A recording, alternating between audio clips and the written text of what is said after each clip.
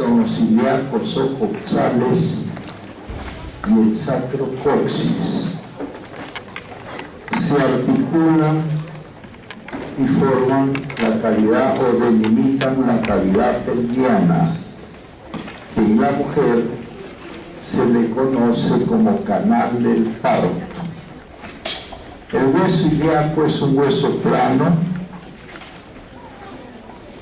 que presenta para los intereses de pelvis sus caras internas. Ya hemos visto el hueso por sus caras externas, el miembro inferior.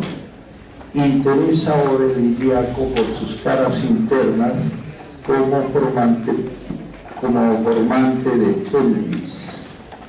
Y el hueso ilíaco, visto por dentro, presenta consideración primero el estrecho superior de la pelvis. ¿Dónde se inicia este estrecho? En el promontorio, que corresponde al borde antero superior de la primera vértebra sacra. Siguen las aletas del sacro, la articulación sacroiliaca, la línea arcuata o innominada, la espina del pubis, la cresta pectínea, el borde superior del pubis y la sínfisis del pubis. A esto se le conoce como estrecho superior. Lo situado por arriba pertenece al abdomen y conforma la fosa ilíaca interna.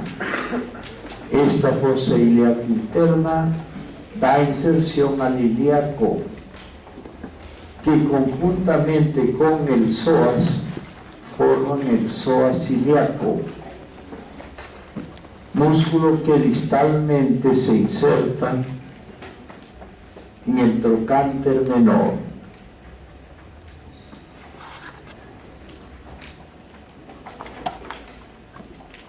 Esta fosa ilíaca forma, ya dije, parte de la cavidad abdominal, de la pared posterior de abdomen. Debajo del estrecho superior llama la atención en la endopelvis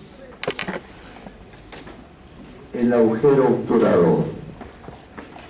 Agujero que está delimitado por las ramas iliopubiana, ilioisquiática e isquiopubiana. Este agujero obturador está obturado o cerrado por la membrana obturatriz. En las ramas óseas delimitantes del agujero obturador y en la cara medial de la membrana obturatriz se inserta el obturador interno. Obturador interno que emerge de la pelvis por el agujero ciático menor. Se denomina agujero ciático menor al delimitado por los ligamentos sacro, tuberoso y sacroespinoso, o sacrociático mayor y menor respectivamente. Estos dos ligamentos delimitan o transforman a las escotaduras ciática mayor y menor en agujeros. Por el agujero ciático menor emerge de la pelvis el obturador interno, que luego va a la región glútea y gana inserción en la cara medial del trocánter mayor y en la fosita digital. Pero el obturador interno recibe por arriba y por abajo en la región glútea a los dos músculos gemelos de la pelvis o géminos. El superior, que viene de la espina ciática, y el inferior, que viene del isquio. El obturador interno y los dos gemelos de la pelvis se insertan, ya mencioné, principalmente en la fosita digital y en la cara medial del trocánter mayor. Por fuera del agujero obturador sabemos que se inserta el obturador externo, músculo que gana inserción en región glútea, principalmente en el fondo de la fosita digital. Quiero decir que los dos obturadores van a la fosita digital, pero el principal que va al fondo es el externo, porque el interno lo hace en la periferia y en la cara medial del trocánter mayor. Interesa también la espina, los bordes del hueso. ¿Y cuáles son los bordes del hueso ilíaco? La cresta ilíaca. Sabemos que en la cresta ilíaca por delante, en el labio externo se inserta el oblicuo mayor del abdomen. En el intersticio lo hace el menor o interno.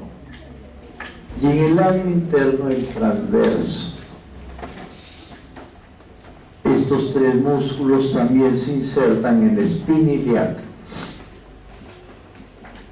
El externo, oblicuo externo, sabemos que interviene en la formación del ligamento iliopubiano. Ligamento que es de interés porque en su parte media presente el agujero femoral o crural, por donde la arteria ilíaca externa pasa a ser femoral, que por dentro tiene a la vena y mediana a la vena está el ganglio principalmente de Klocher. Que hay una cintilla separante del agujero femoral o crural o anillo crural. Se llama la cintilla iliopectínea, por fuera. ¿De quién separa? Primero del agujero y segundo de la arteria al nervio femoral. ¿A dónde se ve este nervio? Principalmente al músculo femoral, al músculo cuádriceps femoral, con sus 4 fascículos. Pero también este nervio va al sartorio, al pectíneo, al aductor mediano, este nervio femoral, y da un nervio largo, sensitivo,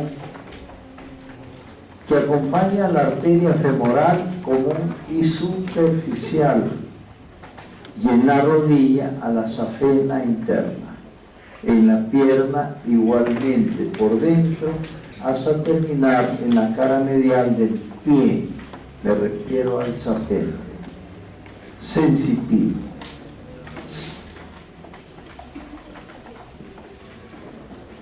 Entonces, la cresta ilíaca tiene ese propósito por delante. Por detrás, en el labio externo, da inserción a el dorsal ancho, latissimus dorsi. Y en el labio interno, por detrás, al glúteo mayor.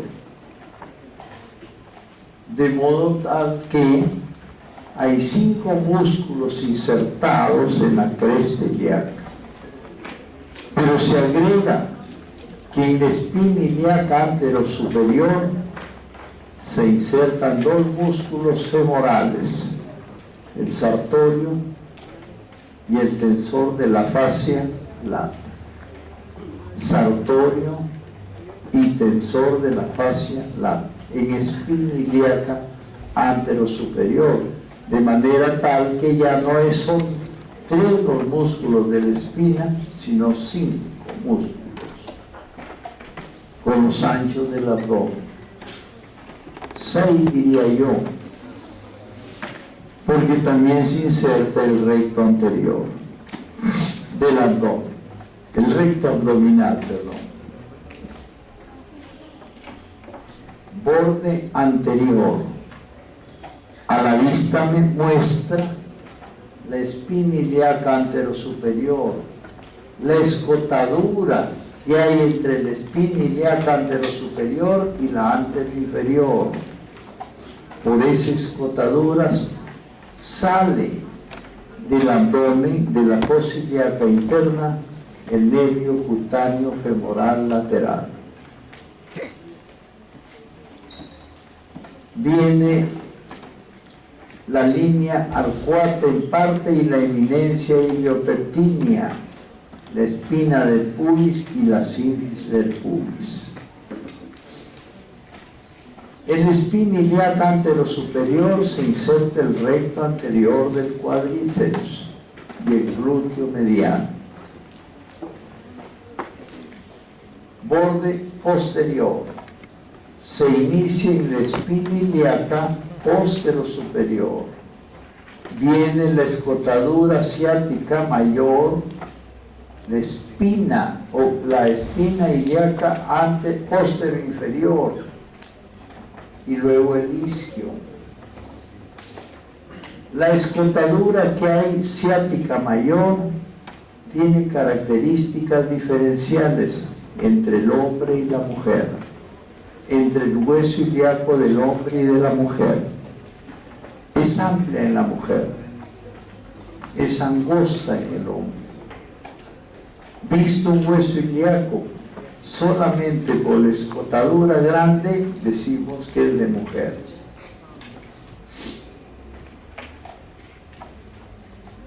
Luego viene el isquio en azul.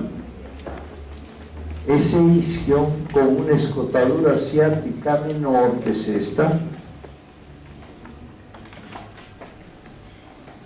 da paso al obturador interno. Primero a la escotadura ciática menor da paso al obturador interno.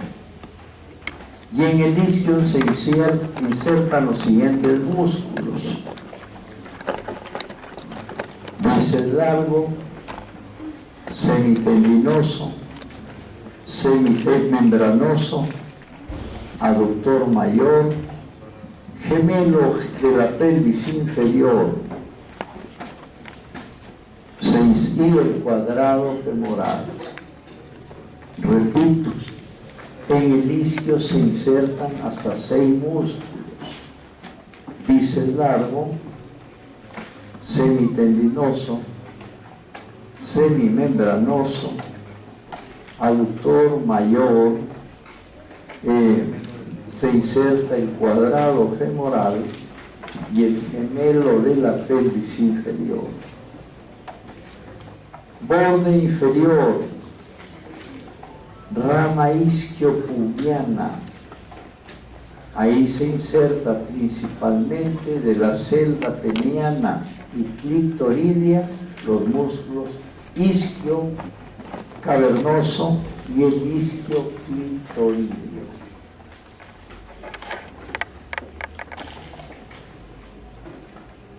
Eso es cuanto podemos hablar de la cara medial del hueso ilíaco. Vean ustedes los 2 ligamentos que convierten a las escotaduras ciáticas en agujeros. En la espina ciática termina el sacroespinoso o sacrociático menor, y en el isquio el sacro tuberoso. Ambos se insertan proximalmente en los bordes del sacro.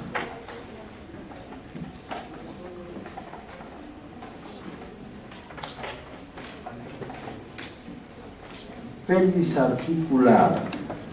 Ya hemos dicho, en el hombre forma o estructura la pelvis propiamente hablando y delimita la cavidad pelviana. En la mujer hace lo mismo, pero a la cavidad pelviana de la mujer se le conoce en ginecobstetricia como canal del parto.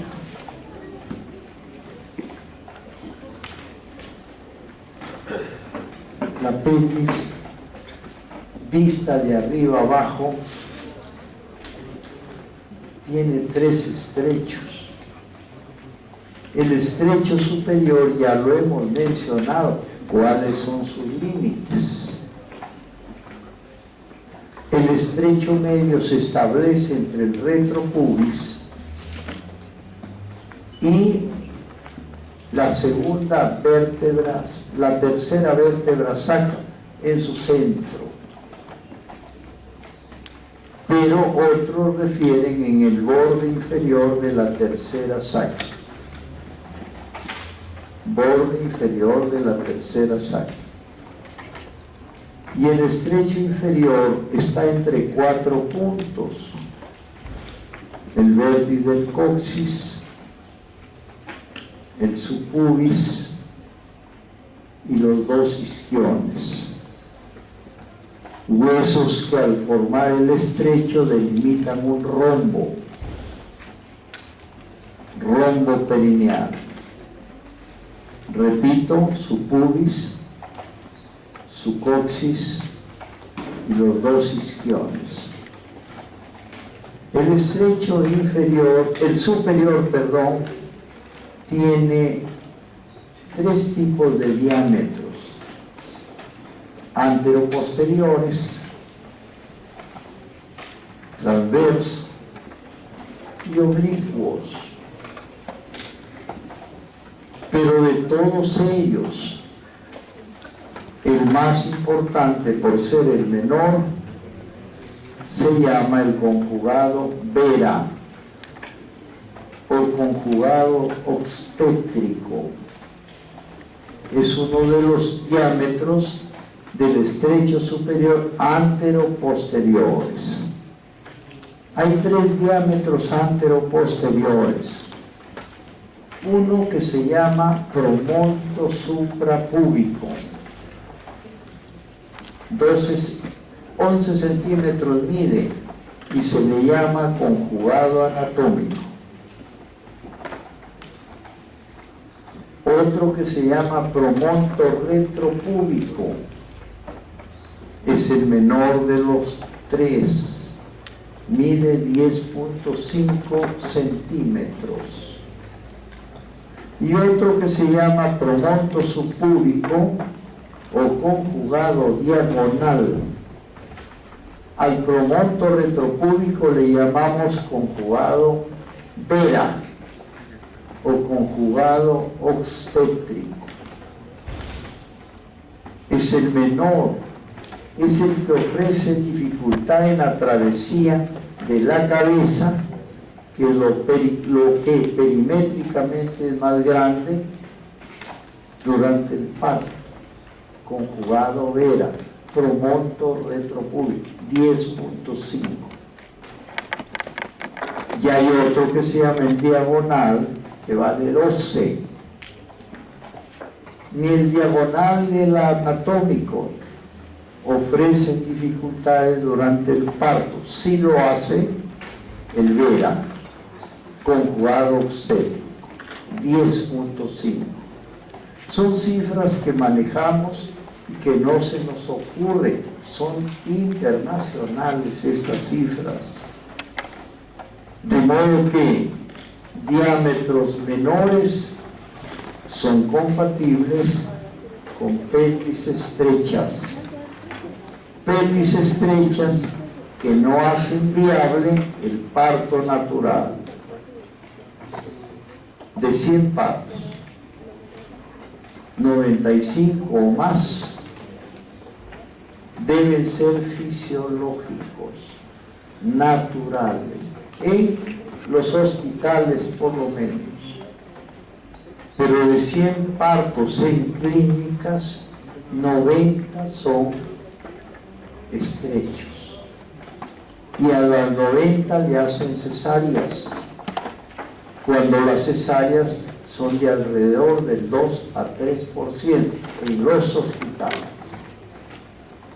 No es necesaria una cesárea, porque cuando se repiten 2 veces, el útero puede estallar durante la gestación, cuando se repiten 3 veces.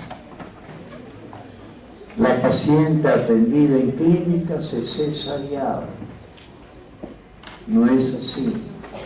Por eso hay obligación de toda gestante ir a controles médicos para delimitar con precisión si eso no estrecha.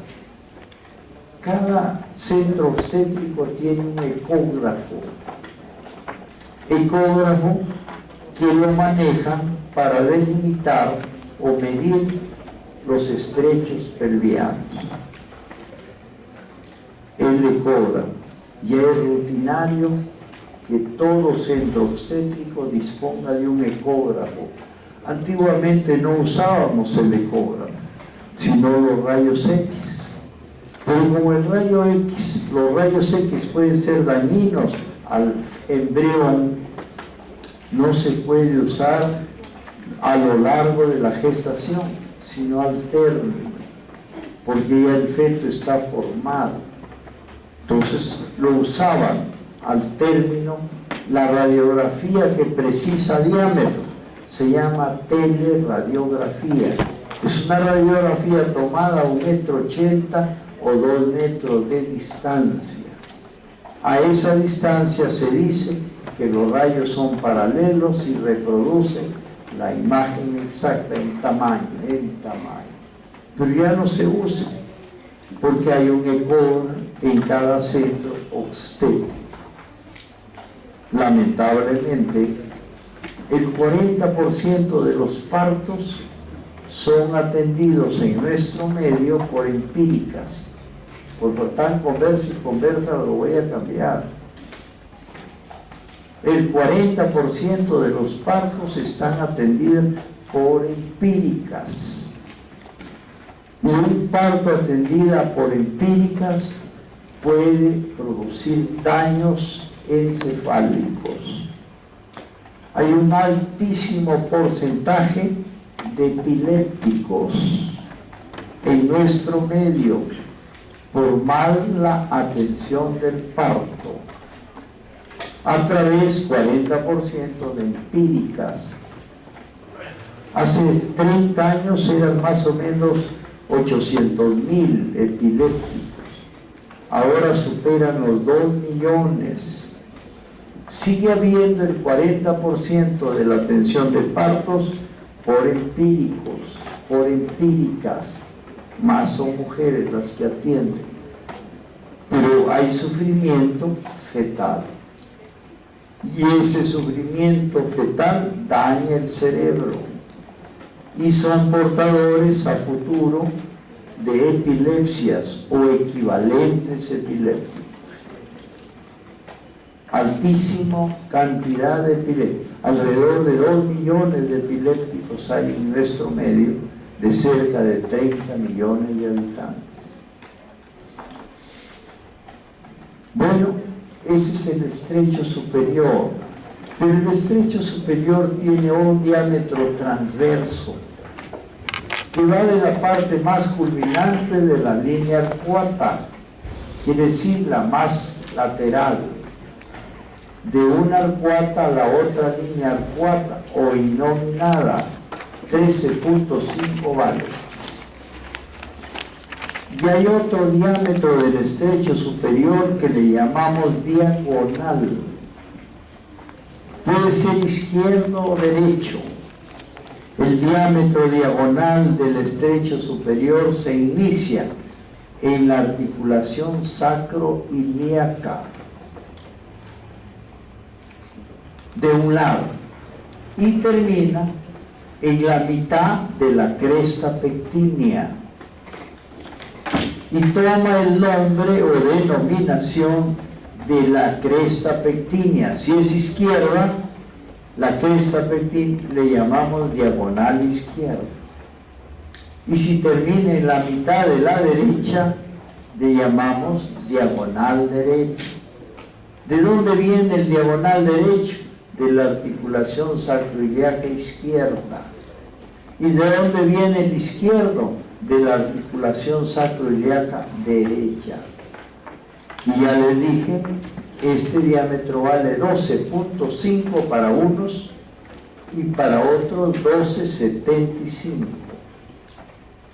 Son cifras estándares que se valoran dentro de la calificación de pelvis estrecha o no. Estrecho medio. ¿Dónde está el medio? En el retropubis un punto y el otro punto en la mitad de la tercera sacra o en el borde inferior de la tercera sacra. Ese estrecho vale 12 el antero posterior, 12 el transverso, 12 el diagonal, casi el redondo. Por eso los tres diámetros, antero posterior, diagonal y transverso, valen 12 centímetros. 12 no es incompatible con el parto, toda vez que la cabeza no es mayor de los 10,5 a 11 centímetros. El 12 va a pasar por cualquier lado en el estrecho medio. Y viene el estrecho inferior, que hemos escogido 4 puntos. Un punto, su coxis. Otro punto, su pubis. Y los otros 2 puntos isquiáticos. Forman un rombo, el rombo perineal. Y este rombo es el estrecho inferior de la pelvis. Tiene un diámetro, 3 diámetros tiene. Antero posterior, que mide 9, 5 a 11. Transverso biciático, o sea, de espina a espina ciática, 10.5. Y transverso biisquiático, 11. O sea que en el estrecho inferior hablamos de 3 diámetros. Antero posterior 9, 5 a 11. Biisquiático 10,5.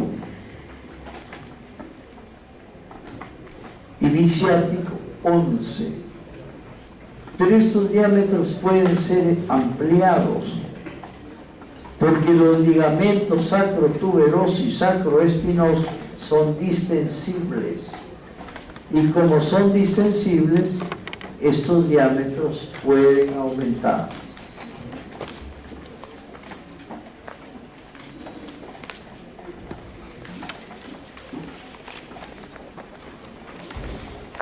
Es necesarísimo entonces que ustedes manejen esos diámetros que hemos referido como estándares. La obligación del ginecobstetra es controlar que la mujer no tenga estrecheces pelvianas para los efectos de la viabilidad del parto normal. Pero repito, si van cualquier gestante a término a la clínica, son cesareadas.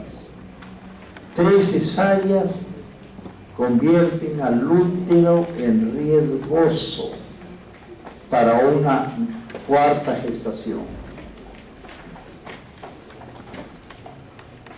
Características de la pelvis masculina y femenina.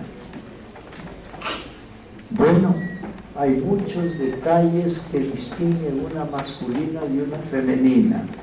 Ustedes pueden mirar, tocar los esqueletos pelvianos que tenemos.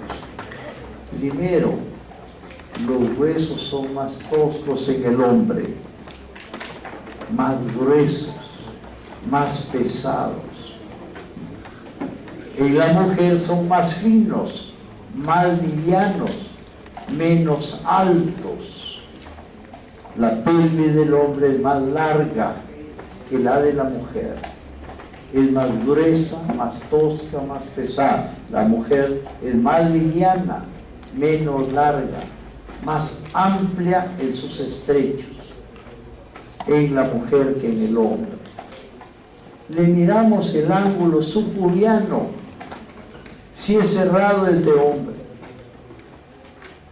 Son agudos los ángulos.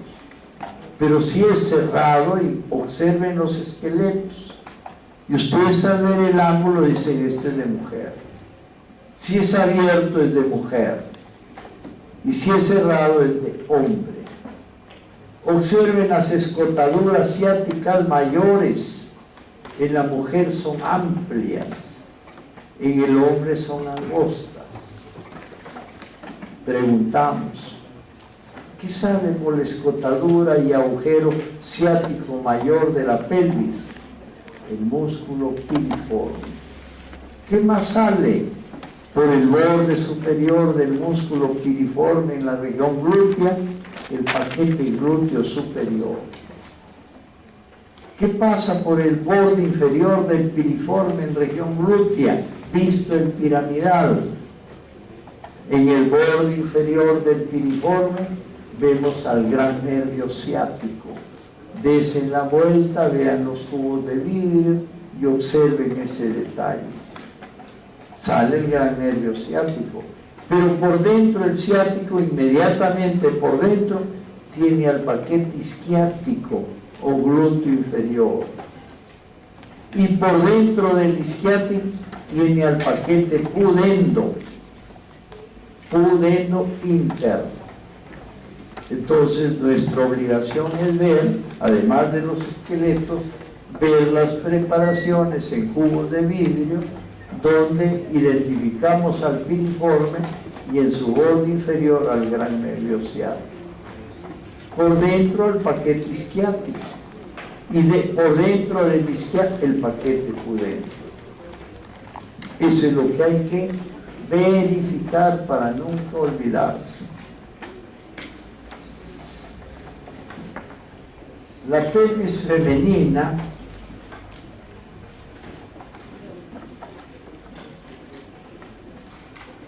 tiene un diámetro transverso más grande que el anteroposterior, ligeramente más grande.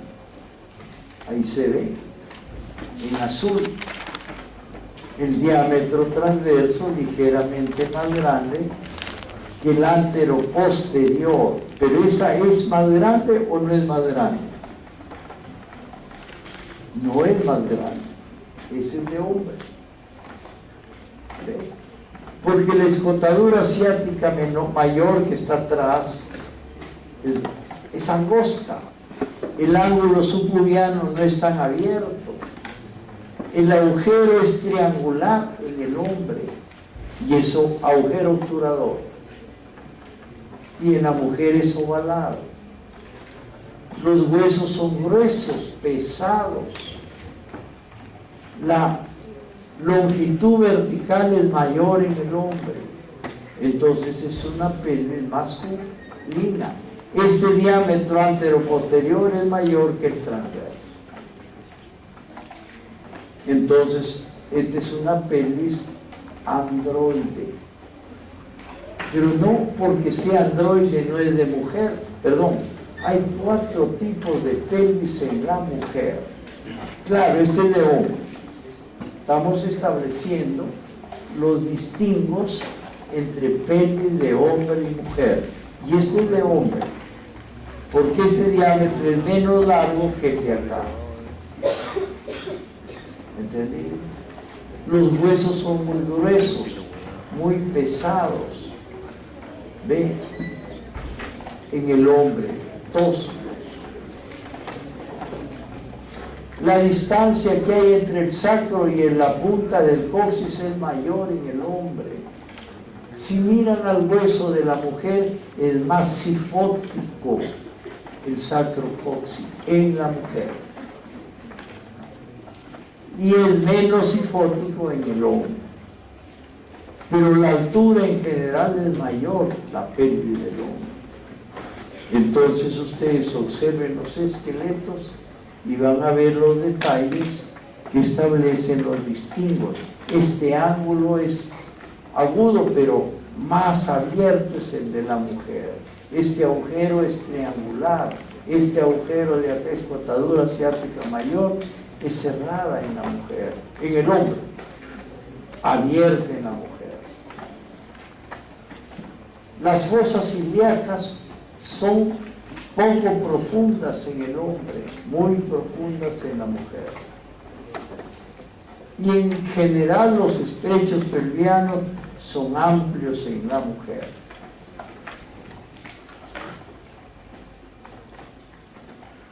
¿Este de quién es? Sigue siendo de hombre. ¿Ve? El ángulo es cerrado. Ángulo cerrado, escotadura cerrada. Esto se llama pelvis posterior. Se llama pelvis posterior a la situada detrás del transverso. Es pelvis posterior. Detrás del transverso, delante del promontorio. El transverso va de la parte más culminante de la línea arcuata. ¿Ve? Este ángulo es cerrado, es de hombre. El anterior era, vamos a ver el anterior. Sí, es más abierto esto. Habíamos dicho, no, este es triangular. Esto está mal, sí, es de hombre, porque es triangular en el hombre, ovalado en la mujer. Este agujero. Esta escotadura es abierta en la mujer y este ángulo es menos abierto en el hombre. Es masculino este. Pueden haber puesto aquí pelvis, no es el masculino. No es, ahí hay un error. Por eso miremos los esqueletos. Esto es ovalado en la mujer, triangular en el hombre. ¿De qué hablar? ¿De qué? De hombre.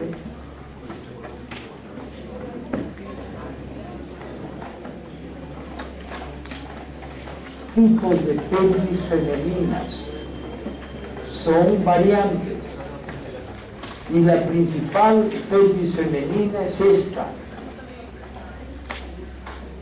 Esta se llama ginecoide. El diámetro transverso es mayor que el anteroposterior, ligeramente mayor. La escotadura ciática mayor es amplia. El ángulo subpubiano no se ve aquí. Vean este, platipeloide se llama. ¿Qué significa platipeloide? Que el diámetro transverso es máximo, es muy grande, y el anteroposterior es pequeño. No es tan platipeloide, pero sí, este de acá. La escotadura ciática mayor no es grande en el platipeloide, y este es del mono, ¿ven? Largo, muy largo y poco diámetro transverso.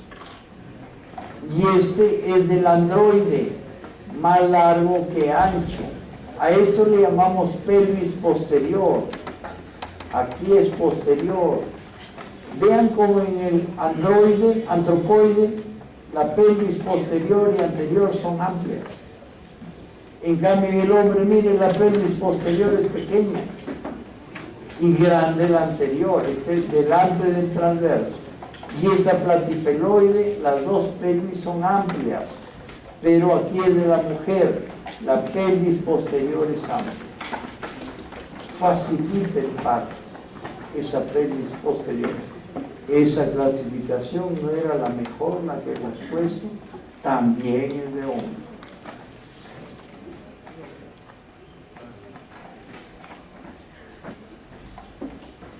Pelvis femenina y canal, o sea, que la mujer tiene 4 tipos de pelvis. La ginecoide, que es la pelvis femenina propiamente dicha. La platipeloide con diámetro transverso máximo.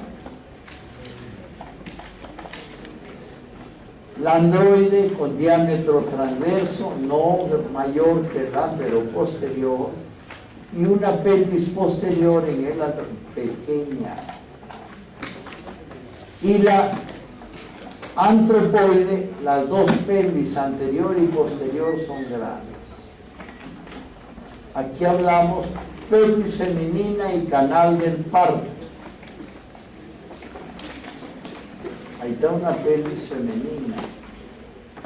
No está tan bien hecho el porque el diámetro transverso es mayor que el antero posterior. No mucho, sino algo mayor. La pelvis femenina, ginecoide. Pelvimetría interna, estrecho superior. Vean, ya los dije antes. Promonto suprapúbico, conjugado anatómico, 11. Promonto retropúbico, conjugado vera, 10,5. Promonto subpúbico, conjugado diagonal, 2. En el estrecho superior, ahí están las cifras. Oblicuo, el oblicuo vale 12,50, 12,75. Se llama derecho el que termina en la cresta pectínea derecha. Y se llama izquierdo el que termina en la cresta pectínea izquierda. Vienen de articulaciones sacroiliacas. ¿Y ¿qué es el transverso? ¿Cuánto vale el transverso? De parte de la línea cuarta más culminante al otro lado. 13,5. Se llama pelvis posterior, la que está detrás de ese diámetro, y pelvis anterior, la que está delante de ese diámetro.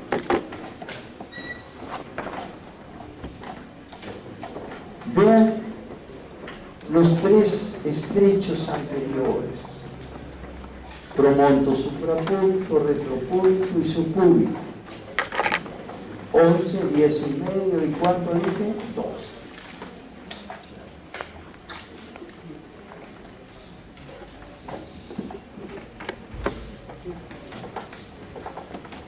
Vean los estrechos, las cifras que hemos dado: 13,5 para el transverso, 12,5 o 12,75 para el diagonal, y se llama izquierdo el que termina en la cresta pectina izquierda, y derecho el que termina en la cresta, en la mitad de la cresta pectina derecha. Viene de la articulación contralateral sacroiliaca. Veis del transverso con sus 13,5, de todos los diámetros están en esta gráfica.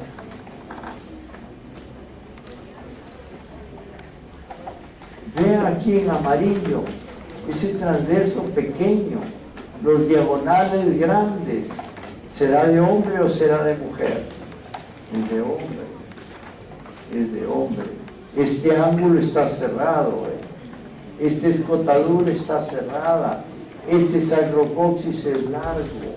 Este hueso es grueso. Ya lo hemos presentado en la primera lámina.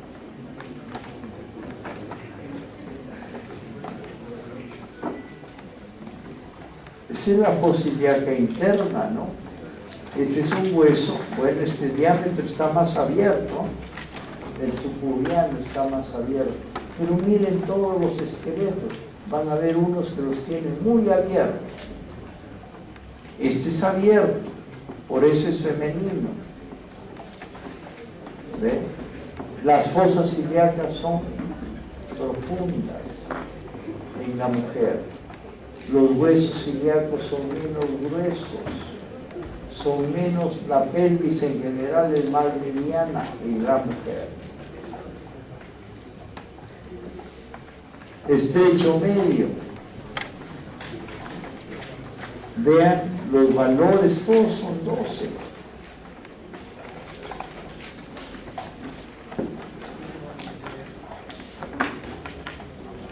Ese es el medio, retropúbico al borde inferior de la tercera sacra. Algunos ponen al centro de la tercera sacra.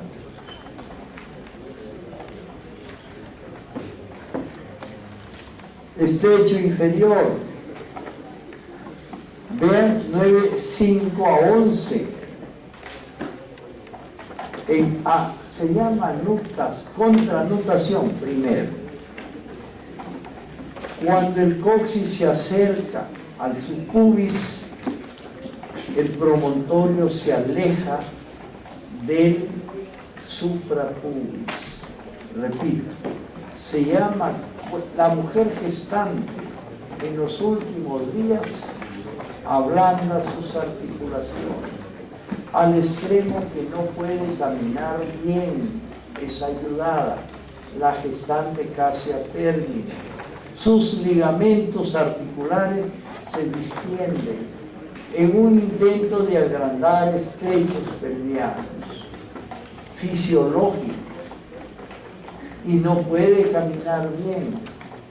Entonces se sueltan las articulaciones, los ligamentos se hacen distensibles y no puede caminar bien. Entonces los diámetros del estrecho inferior fácilmente se incrementan y se llama contranutación cuando el subcoxis se acerca al subpubis y el promontorio se aleja del suprapubis. ¿Entendieron? Se llama contranutación al proceso fisiológico por el que el subcoxis se acerca al subpubis y el promontorio se aleja del pubis, del suprapubis. A eso se llama contranutación. ¿Y cuándo se realiza la contranutación? Cuando el feto, la cabeza del feto, está atravesando el estrecho superior. Se está produciendo en el sacrocoxis y promontorio la contranutación. ¿En qué consiste la contranutación?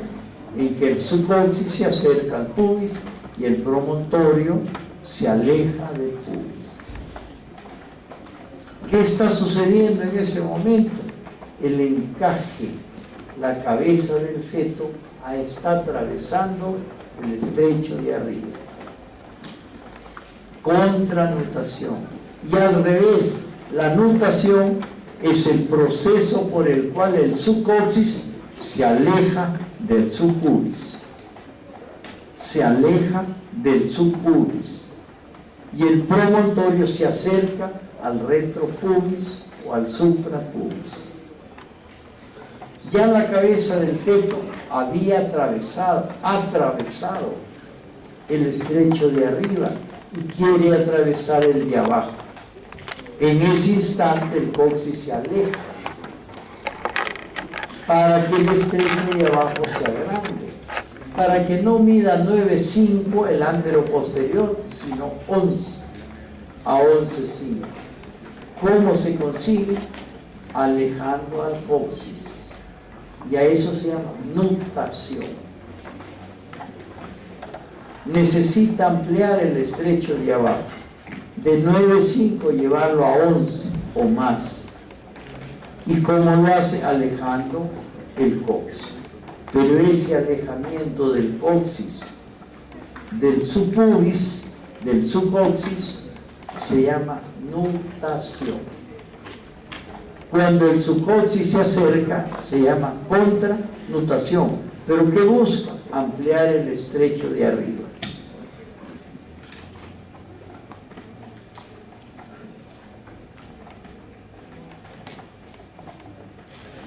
¿Cuánto mide el estrecho antero-posterior en nutación? 11. ¿Cuánto mide el estrecho inferior en contranutación? 9,5. ¿Por qué se produce la contranutación? Para que se amplíe el estrecho de arriba. Pero a esto todavía se agrega otra maniobra. Los huesos de la cabeza del feto cabalgan. Un parietal monta al otro parietal, ayudado por las membranas suturales, en este caso sagital. Los frontales montan a los parietales y los parietales montan al occipital. Los temporales montan a los parietales. Vuelvo a repetir que durante el parto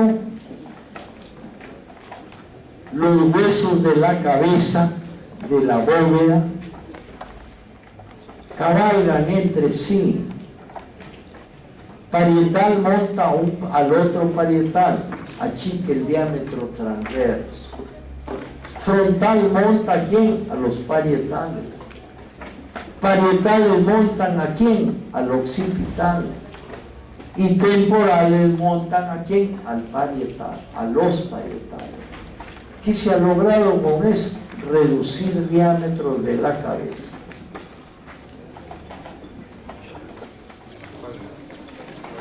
Eso es fisiológico.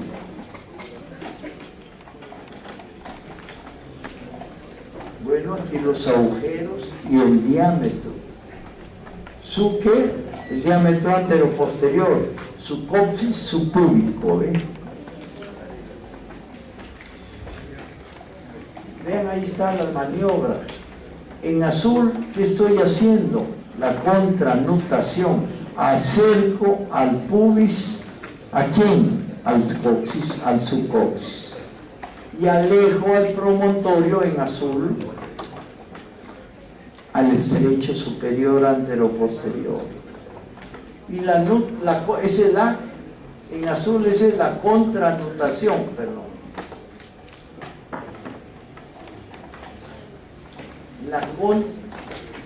Sí.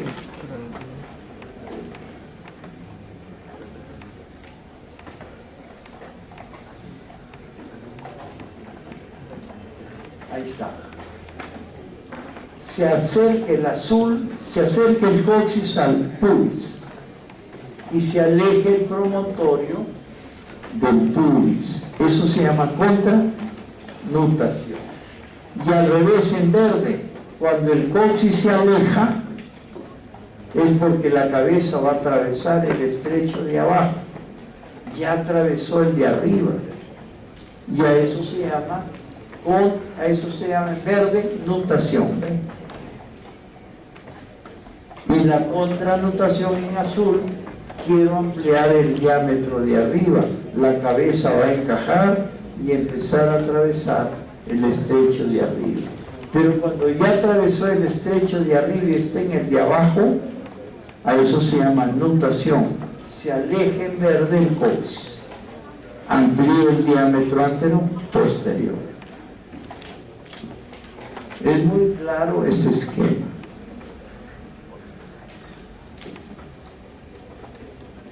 Vean el biciático. ¿Cuánto vale el biciático? Del estrecho, 10,5. ¿Y cuánto vale el bisquiático? 11.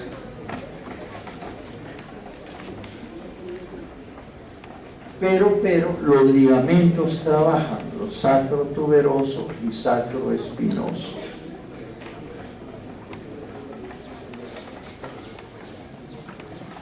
¿Qué dice ahí? Biciático, ¿no? 10,5, ¿no? Sí, biciático. Perimetría externa. Hay un compás que manejan los parteros o las parteras, así le llaman a los obstetras. Hace 20 años habían las dos especialidades, el obstetra y el ginecólogo. El ginecólogo trabajaba a la mujer no gestante, atendía a la no gestante, la patología de la no gestante, y el obstetra, la gestante.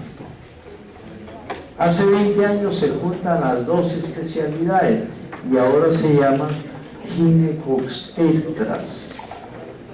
Pero sigue siendo el ginecólogo menos partero y mejor partero es el obstetra. Quiere decir que no obstante haberse juntado, el obstetra sigue siendo obstetra y el ginecólogo sigue siendo ginecólogo. Una atención por un ginecólogo no es igual a la de una atención por un obstetra. El partero sigue siendo partero. Se han juntado y ahora le llaman ginecobstetricia. Pero si quieren ser atendidos en un parto, no se vayan del ginecólogo, sino del obstetra. Y si quieren estudiar patología en la no gestante, se van del ginecólogo y no del obstetra. En otras palabras, el obstetra sabe poca ginecología y el ginecólogo sabe poca obstetricia. Ellos dicen que no, que todo es mentira, es cuestión de práctica. El que más atiende partos es el obstetra. Yo en mi época, cuando estuve en la maternidad, no querían atender los obstetras, los partos.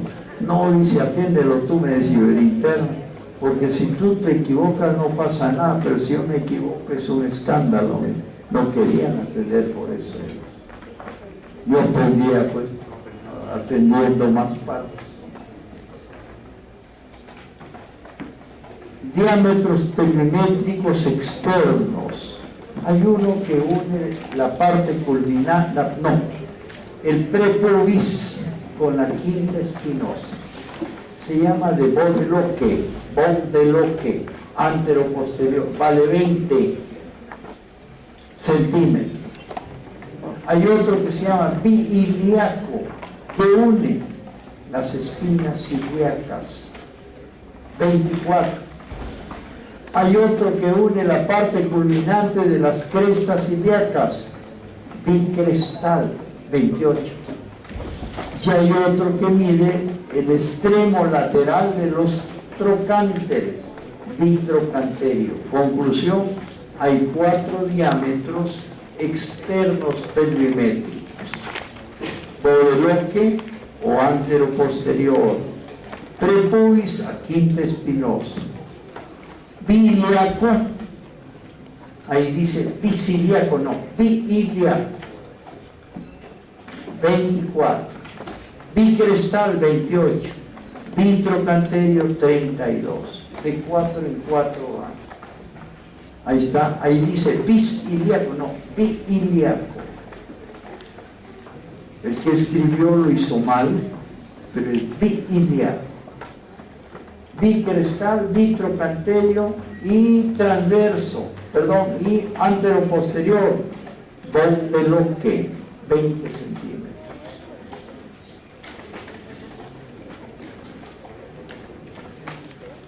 Si una mujer tiene con un compás que se llama de Martín, compás grande, se determina estos diámetros. Si una mujer tiene Baudeloque de 21 o 22, biiliaco de 25 o 26, bicrestal de 28, 29 o 30 y bitrocanterio 33 o 30, los internos van a ser por proporcionalidad buenos y no va a tener dificultad en el parto. Eso sucede en las mujeres caderonas, pues tienen amplios diámetros, no son estrechas, pero si ellas van a la clínica, las van a cesarear. Bueno, no tengo nada con las clínicas, si no estoy hablando la verdad.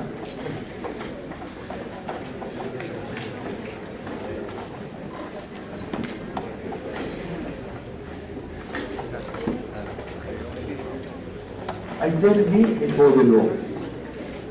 Miren, ahí está el bovedón. Ahí está el bíquer iliaco, el bicrestal. No están sus medidas. Y aquí está el microcanterio. 32, 28, 24 y 20.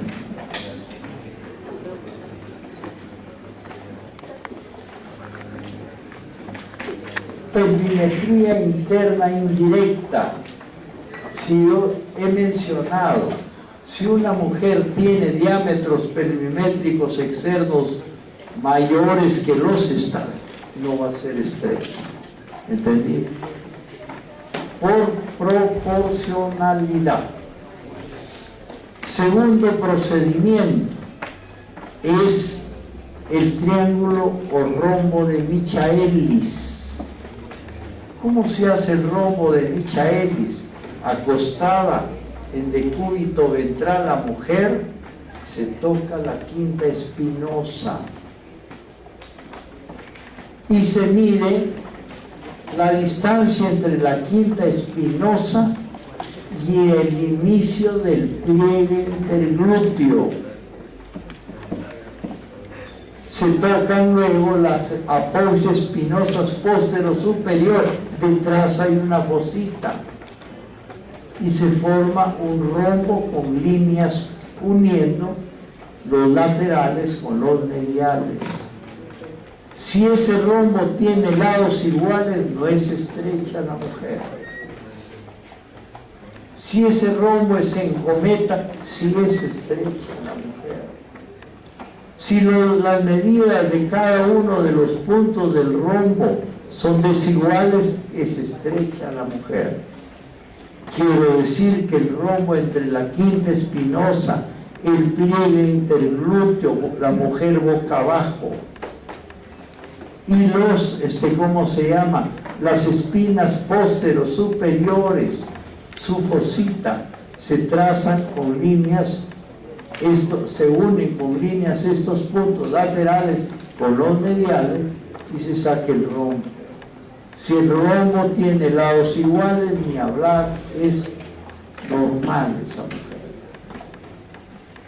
Segundo método, entonces, rombo de Michaelis. Tercer método, tacto vaginal. Si estos dos dedos, miren, medio e índice, por tacto vaginal, tocan el promontorio, es estrecha la mujer. Si no lo tocan, no es estrecha. O sea, hay tres métodos para decir que la mujer es o no es estrecha. Uno, si los diámetros pelvimétricos externos son mayores que los estándares, por proporcionalidad será normal en los internos. Segundo, el rombo de Michaelis, quinta espinosa, pliegue interglúteo y las dos espinas ilíacas posterior superior. Se hace el rombo y si tiene lados iguales, ni hablar. Por último, se mete el dedo, o los dos dedos, índice y medio, y no deben tocar el promontorio. Si lo tocan, la mujer es estrecha.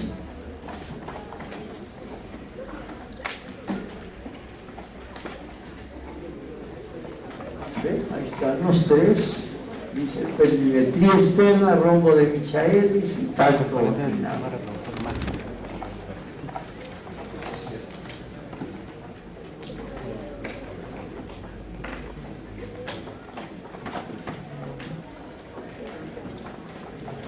Teleradiografía, les decía que antiguamente se esperaba el término de la gestación para no afectar por los rayos X al feto. No a lo largo de la gestación se tomaba radiografía, teleradiografía, no, sino al término. Ya no se usa, porque todos los centros obstétricos tienen ecógrafo. que delimita con precisión los diámetros.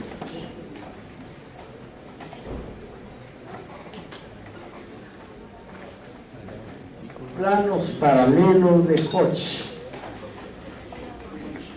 Cuando la cabeza encaja, progresa avanzando a los 4 planos paralelos de Hodge.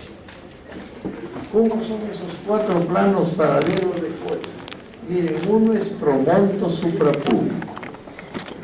El siguiente pasa por el centro de la segunda vértebra, pero paralelo al de arriba. El tercero pasa por el borde inferior ¿de quién? De la tercera vértebra, paralelo al segundo. Y el último sale paralelo al tercero, pero por el subcoxis. Esos 4 planos paralelos que parten de un punto son los que establecen la progresión a lo largo del parto de la cabeza fetal. Digo de la cabeza porque de 100 partos, 95 son de presentación cefálica y menos de 5 son podálicos, nacen parados, y los irregulares se vienen de hombro.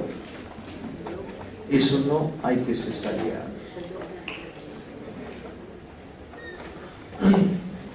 Y ahí están los 4. Entonces la progresión es logrando estos 4 planos paralelos. Son antiguos, tienen más de 100 años de uso.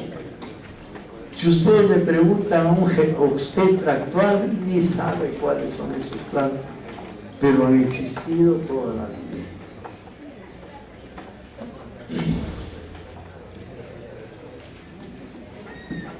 Pelvis parietal. ¿Qué estudia la pelvis parietal? Las partes blandas que se amoldan a los huesos pelvianos.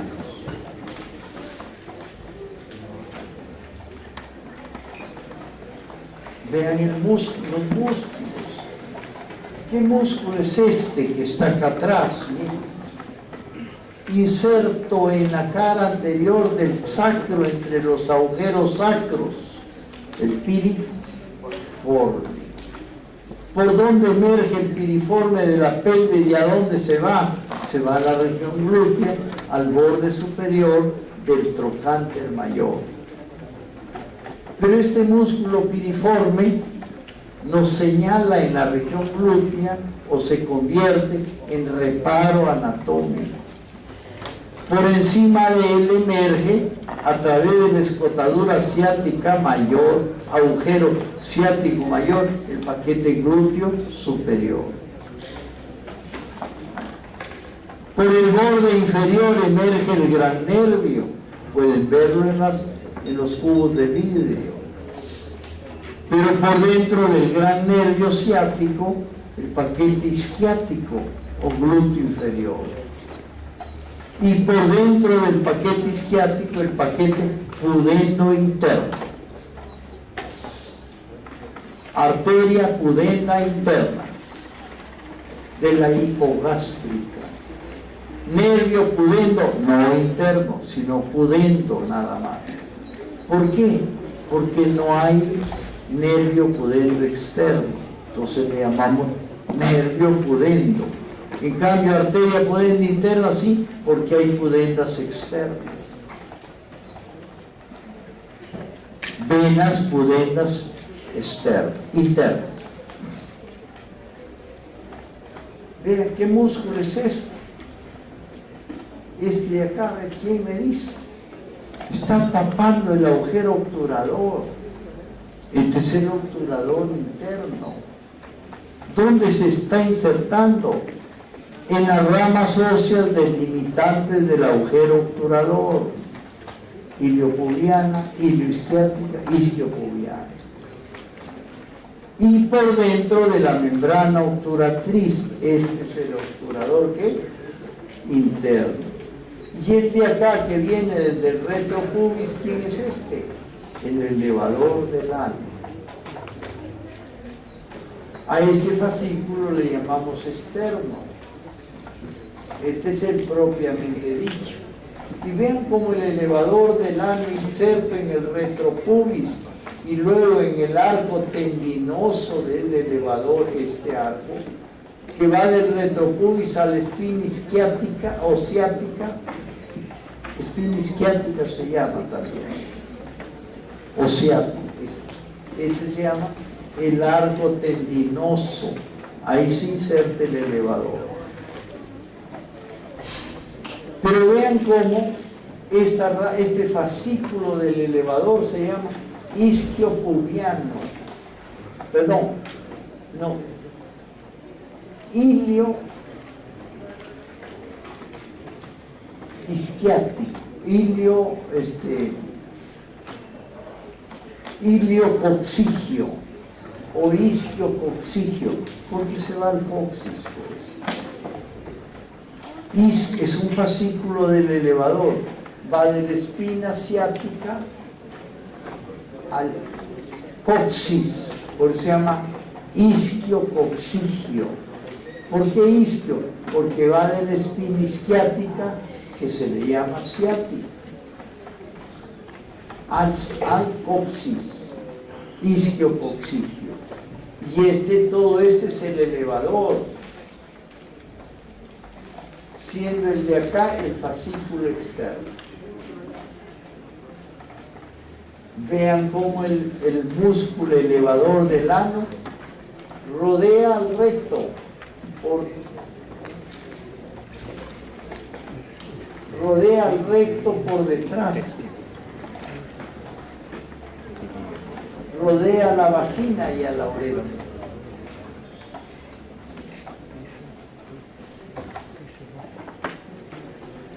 Se ve mejor ahí, más bonito, ¿eh? Las paredes de la pelvis tienen músculos parietales y músculos del suelo, que también son parietales, pero del suelo de la pelvis. ¿Y cuáles son los músculos parietales? Bueno, este se llama el piriforme, ¿ves?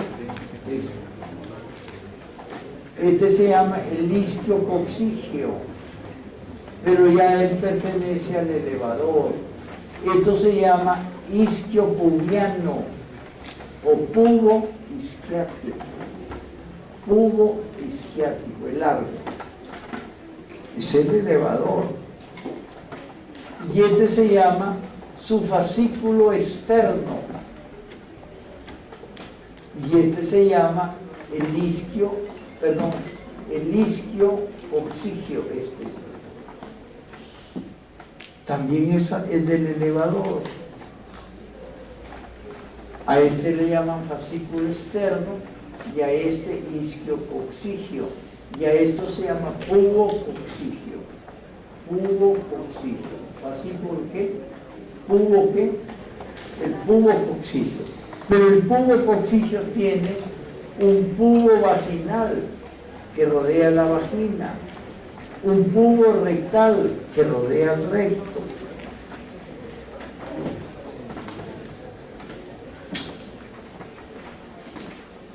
Pubo vaginal en la mujer, pubo rectal también en la mujer, pero en el hombre se llama pubo vesical y pubo rectal en el hombre. En la mujer, pubo rectal y pubo vaginal. Actúan como elevadores de la vagina y del recto, como constrictores de la vagina y del recto, pero forman parte de este fascículo que se llama pubococcigio, este lado. Por dentro da el pubo vaginal y por dentro el pubo rectal en la mujer. Y en el hombre se denomina pubo vesical y pubo rectal al pubo coccigio. Este es pubo coccigio. Conclusión: El suelo pelviano parietal lo forma el diafragma pelviano principal, que está conformado por la fascia endopélvica del suelo con el elevador. Y la fascia endopélvica que tapiza al piriforme y al obturador, a secas se llama fascia endopélvica. Parietal, no del suelo. Y el conjunto formado por la fascia endopélvica del suelo con el elevador del ano y sus 3 fascículos se llama diafragma principal pelviano. Y se denomina diafragma pelviano secundario al conformado por la uretra, la próstata en el hombre y en la mujer en parte la vagina. Repito, hay 2 diafragmas en el suelo pelviano. Uno que se llama principal, elevador y fascia endopélvica del suelo. Y el diafragma pelviano secundario lo conforman el músculo transverso profundo del perineo, atravesado por la uretra y la vagina. La uretra con la próstata sostenido por ese diafragma, pero atravesado por la uretra. En cambio, en la mujer, la vagina asienta en este diafragma y también asienta la uretra. Mejor, pasa la uretra por ese diafragma. Conclusión, hay 2 diafragmas. El principal del elevador del ano, con su fascia endopélvica, y el secundario formado por el músculo transverso profundo del perineo, con sus 2 fascias perineales medias, atravesado por la uretra, sosteniendo a la próstata. Pero en la mujer, la vejiga, la uretra sostiene a la vejiga y a la uretra y en parte a la vagina. Aquí está la vagina.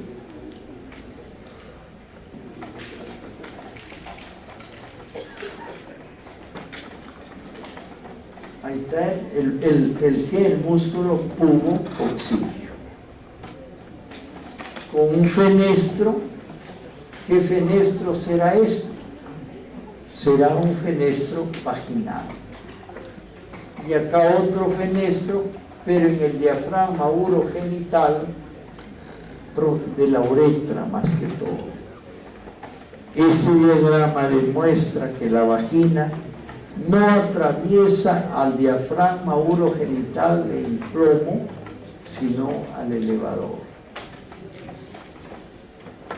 Claro que el elevador aquí mayormente lo atraviesa el recto.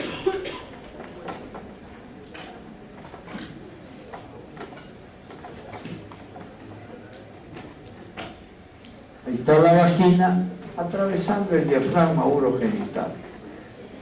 La anterior, el orificio anterior que vimos, es recto. Y aquí en este vemos la vagina y la uretra atravesando el diafragma urogenital. Quiere decir que antes indebidamente mencioné.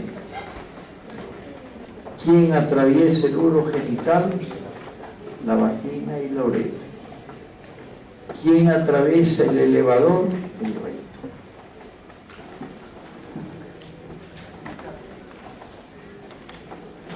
Este es el fascículo externo del elevador. Este es el piriforme. Aquí, junto al isquion, hay un canal por donde pasa el paquete pudendo. Se llama canal pudendo o de alcohol.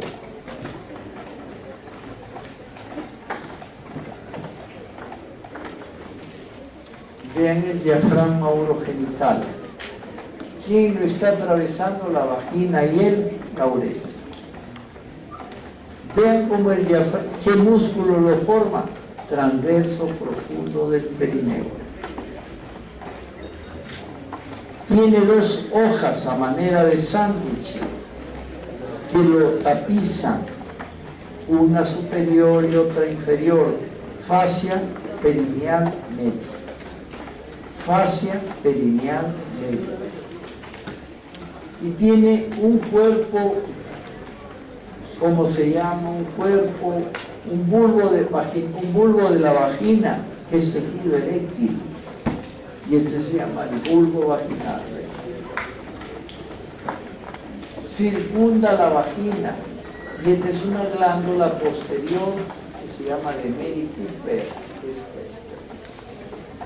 Quiere decir que la vagina tiene la uretra, anexa a la uretra es, y a la vagina más que todo. ¿Qué uretra?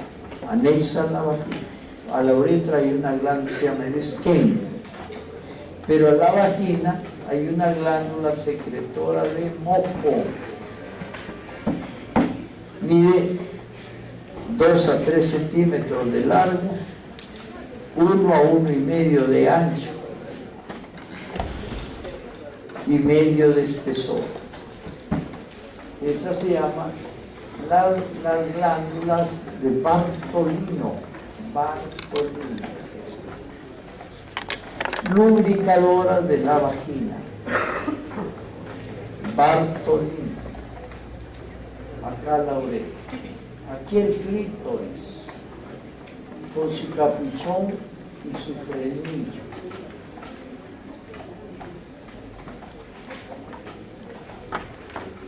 Perineo. Se denomina perineo a lo situado debajo del suelo pelviano. En otras palabras, debajo de los dos diafragmas. ¿Quién conforma los dos diafragmas? El elevador del ano de un lado, diafragma principal. ¿Y quién conforma el otro diafragma? El músculo transverso profundo del perineo y sus dos fascias. Ese diafragma se llama urogenital. El perineo entonces es la zona o región en rombo situada debajo de los dos diafragmas pelvianos. Eso es el perineo. El perineo se divide por la línea biisquiática, es un rombo, en anterior y posterior. Aquí estoy hablando del perineo posterior. Ahí está todo el perineo. Tiene 4 puntos, 2 en línea media y 2 laterales. El de la línea media anterior es subpubiano. El posterior es subcoccigio. Y los laterales son isquiáticos. Quiero entonces decir que el perineo es la región situada debajo de los dos diafragmas pelvianos con 4 puntos óseos delimitantes. ¿Cuáles son esos 4 puntos óseos delimitantes? El subpubis, el subcoxis y los 2 isquiones. Se unen por líneas estos 4 puntos y se logra un rombo. Al perineo también le llaman rombo perineal.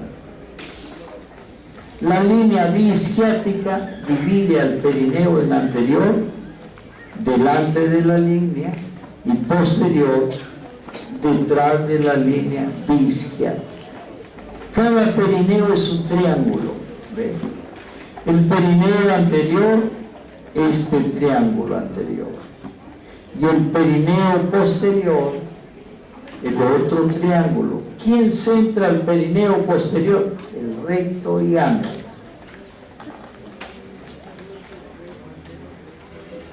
¿Qué estructuras hay en el perineo anterior? En el hombre las bolsas y los genitales externos. Y en la mujer la vulva, el aparato vulvar, con la uretra.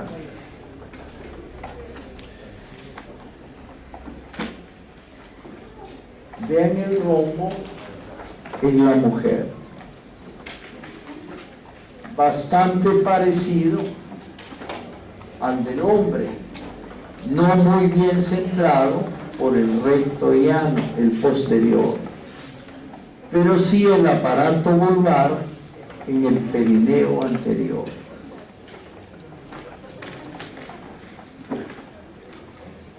Fosa isquiorrectal, perineo posterior.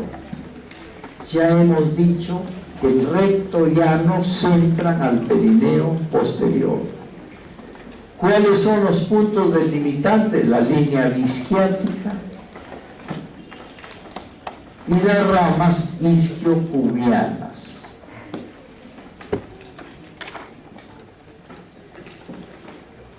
Fosa isquiorrectal.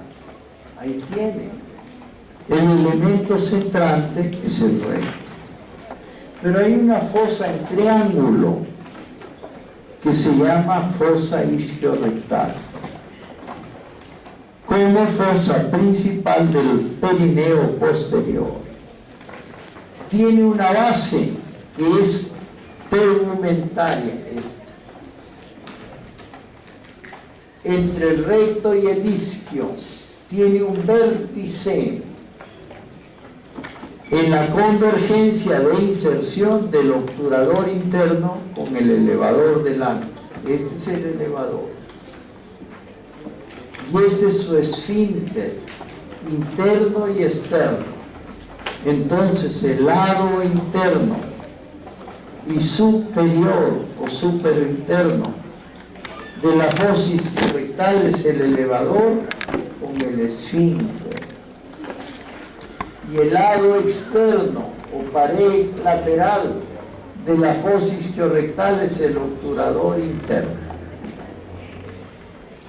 El vértice es la convergencia insercional del elevador en la línea arcuata del obturador interno.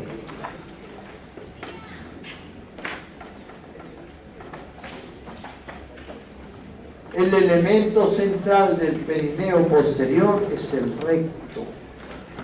¿Qué recto? Perineal. Hay dos rectos. Uno pelviano sobre el elevador y otro perineal debajo del elevador, en posición anatómica. Repito, el sigmoides a nivel de S3 termina en recto pelviano. Y el recto pelviano, así se llama, hasta el elevador del ano. Y el recto perineal está debajo del elevador del ano, rodeado por el esfínter del ano. Aquí tienen el esfínter. Este es el elevador. Todo este recto perineal y todo este recto pelviano. Centra las fosas isquiorrectal. ¿Cuál es la pared lateral de la fosa isquiorrectal? El obturador. ¿Cuál es la pared medial de la fosa isquiorrectal? El elevador. ¿Cuál es la base de la fosa isquiorrectal? La piel y el celular subcutáneo. ¿Qué contiene la fosa isquiorrectal? El paquete pudendo. Paquete pudendo, arteria pudenda interna, venas pudendas y nervio pudendo. No pudendo interno, porque no hay externo, sino nervio pudendo. Este paquete emite vasos perineales superficiales, vasos rectales, quiero decir que la arteria rectal inferior sale de la pudenda interna. Nervios rectales, el plexo sacro da un nervio rectal.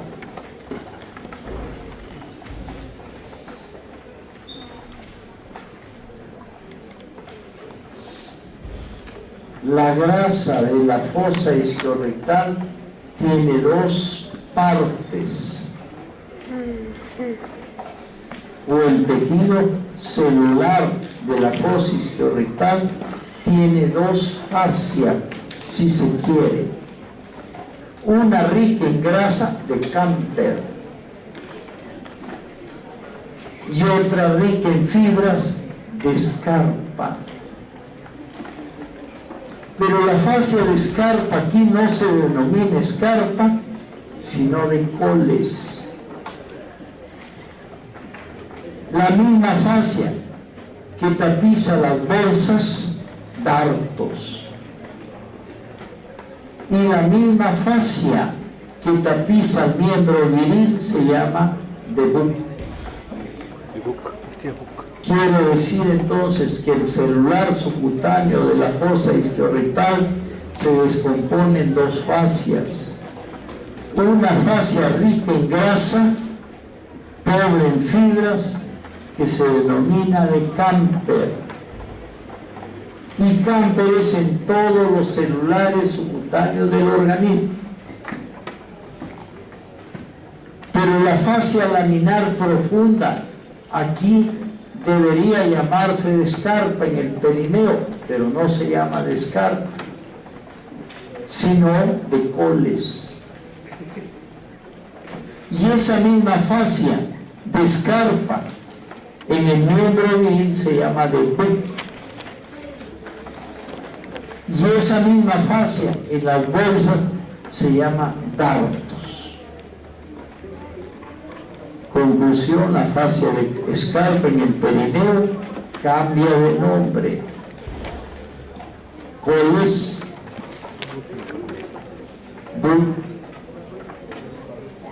y dartos. ¿Dartos para quién? Para la bolsa genital. Bueno, para el miembro viril. Y Coles para todo el perineo, tanto anterior cuanto posterior. Pero esa fascia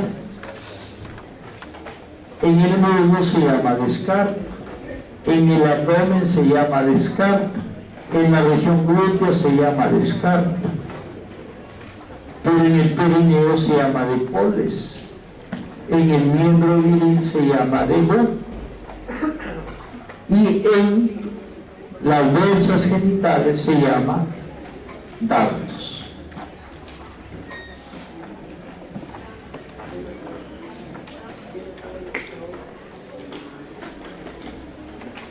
Contenido de la fosa isquiorrectal, las dos grasas que mencionaba, el paquete pudendo interno, con venas, con arteria pudenda interna y con nervio pudendo a secas. Pero los tres ahí dan elementos vasculares y nerviosos perineales superficiales. Con el agregado que la arteria pudenda ahí emite la rectal inferior. Hay tres arterias rectales. La superior, que es la mesentérica inferior, a partir de ese 3. La media, que nace de la rectal media. Y la inferior, que nace de la pudenda interna.